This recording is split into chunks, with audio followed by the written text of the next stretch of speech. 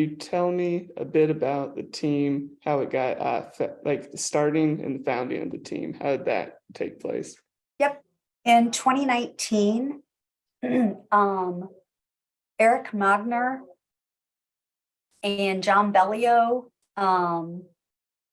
were talking about, they were two founding members from they both belonged out at the Fort Wayne Sport Club. They were friends. And there was conversations going on about why Fort Wayne didn't have a per se minor league soccer team with the growth of soccer in the Midwest, especially in Fort Wayne.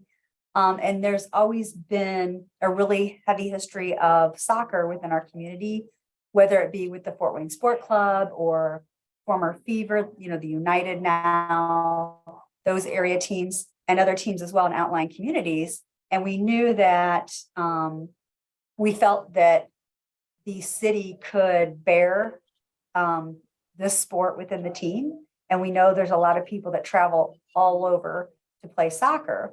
So at the same time, we knew DeMarcus was getting ready to retire from the MLS. And it had always been DeMarcus's dream to bring a USL team to Fort Wayne. And DeMarcus had come to visit at one time. We had already formed Fort Wayne FC, but DeMarcus had come into town to visit one time and expressed his interest in, this team and what was going on. So the owners, everybody got together, had a conversation with DeMarcus, and we just felt that what better way to bring a soccer club to Fort Wayne than to have DeMarcus Beasley as your brand ambassador and an owner.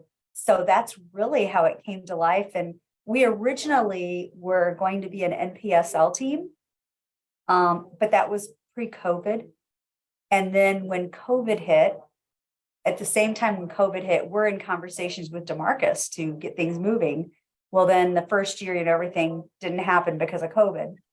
So we had already at that point, Marcus joined our group and we jumped ship from the NPSL to the USL2. And that's what got us where we are today. What was the process to find coaches and players? So the first year was a little different. Your inaugural year is very different because you're really, we were still trying to find coaches that time. We were in talks with a coach from England who was going to come over here and lead our team.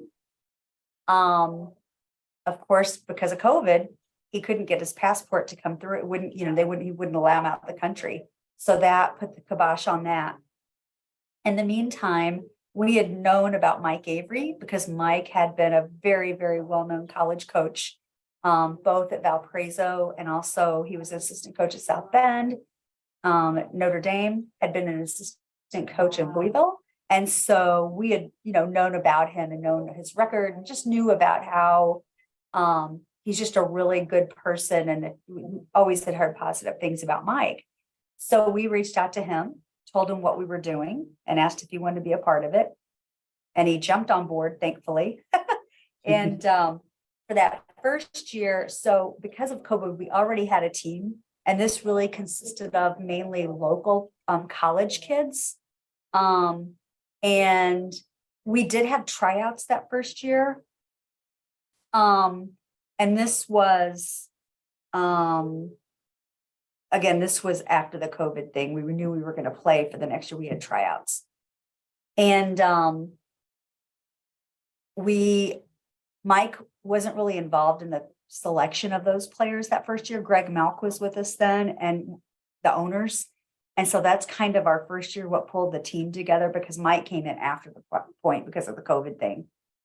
So, but to, going forward, we do tryouts.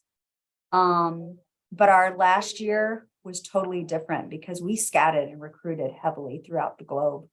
And that's really how, you do it for these teams. And because of the level that we're at, we do have a lot of kids from colleges, a lot of international kids. Now with the USL2, you're only allowed, last year we were only allowed 10 international players. This year we're allowed 13. So they do cap it. But with our league, players don't get paid, but we do provide their housing and their food. And, I mean, we pretty much take these kids under our wing, to be honest with you. They live at PFW when they're here. And we practice out there as well and everything to kind of make it easy for them to get around. But the fact that we recruit these kids, and I think our fans saw it last year. We had I think our kids last year formed a real brotherhood. We had a really good group of kids that some of them had played professional before, which I think helped a little bit. But we had some that were leaders on and off the field that I think really helped guide, under Mike's leadership, helped guide this team to get us where we landed last year, which was neck and neck running for the playoffs the whole way through the season. So we saw what we know that Mike's capable of from a scouting perspective. And DeMarcus is involved in some of the recruiting, but I mean, it's usually if he sees somebody or hears about somebody, he may go look at them, but it's really Mike doing that. And we're really happy with how last year went. And this year's going just as well. I do have 6 returning players so far from last year coming back, and there may be some more. We're still in the process of finalizing things. And when you deal with some of the international players, they have to go through ITC and then go through both the league and federation approval before they can, sign on and everything. So some of that takes time. So we'll know more so in the next couple of weeks of what other players are coming back. But we will still have a full roster. Last year, I think we had 32 on our roster. And this year, it looks like we're probably going to have 27, 28. We do have Saad coming from Canterbury, the goalie. He just graduated from high school. He's going to be a new player for us. We're really excited to have him on board, a local kid. We have Namek, plays for United, but I believe he's only 16 years old. We're excited about these young kids because for a team, we don't have an academy team yet. So for us to be able to capture that local talent and bring them in at that age and grow them with our other players is huge. And that's really how everybody does it all over in professional sports. So we're really excited about that. Can you tell me about some events or matches from the team's history that you felt were important? Oh my gosh, yes. So South Bend, our biggest rival in our division has always been South Bend because of the proximity. And we call it the Derby game, because they're our big rivals. The unfortunate thing is this year they took South Bend out of our division and moved them to Michigan. And they moved a Buffalo, New York team into our division. Don't ask us why, we don't know. We were so upset because we're like, are you kidding? 2 hours and now we got to go 9 hours? Kind of didn't make any sense, but we don't the league.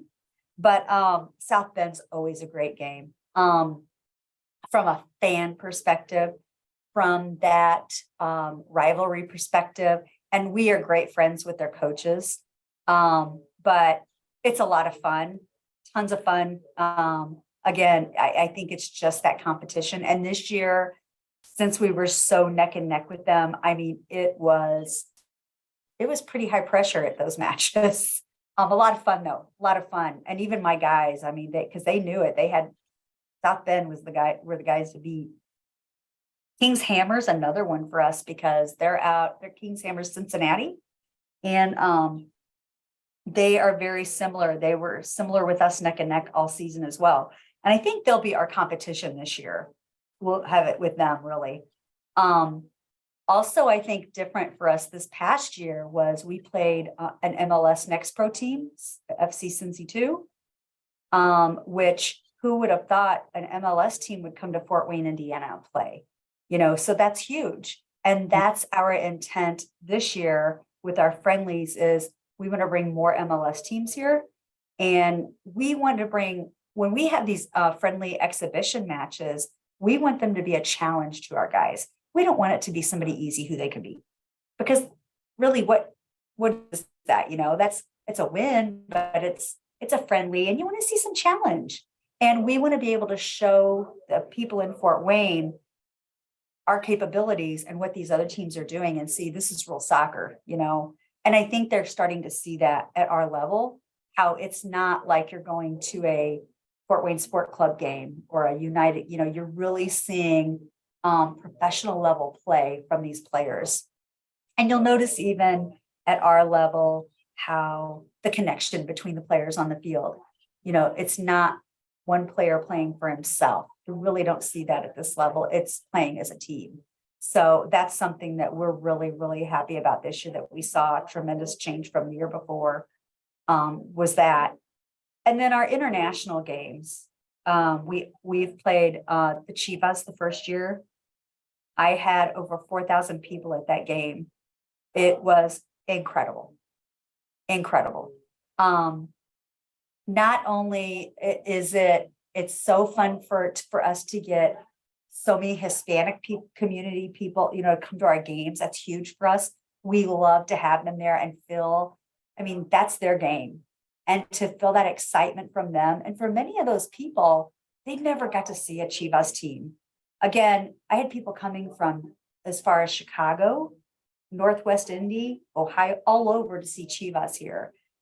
Tigres was very similar last year. I think the only thing that hurt me on Tigres last year was it was a weekday game, whereas Chivas before was a Friday night. So this year, our international friendly is going to be on a Saturday.